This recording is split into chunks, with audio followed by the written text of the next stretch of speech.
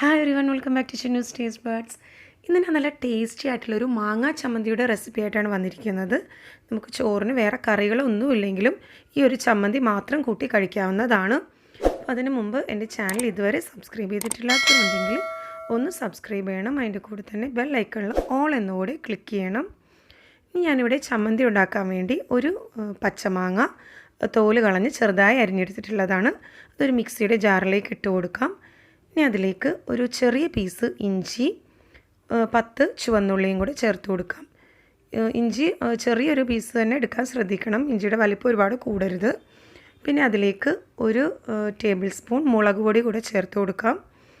മുളക് പൊടിയുടെ അളവും ഓരോരുത്തരുടെ ഇഷ്ടം അനുസരിച്ച് ചേർക്കാവുന്നതാണ്. ഇനി അതിലേക്കൊരു 1/4 ടേബിൾ സ്പൂൺ ഉപ്പും കൂടെ ചേർക്കാം.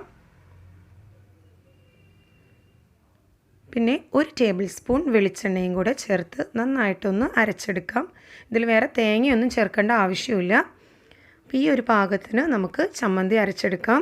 അപ്പോൾ നമ്മുടെ മാങ്ങാ ചമ്മന്തി വളരെ പെട്ടെന്ന് തന്നെ തയ്യാറായി കഴിഞ്ഞു. ഇത് കൂട്ടി ചോറുന്നാണെങ്കിൽ വേറെ കറികളുടെ ഒന്നും ആവശ്യമില്ല.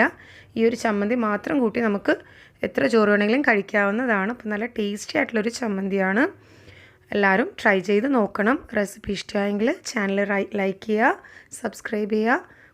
Thanks for watching my channel.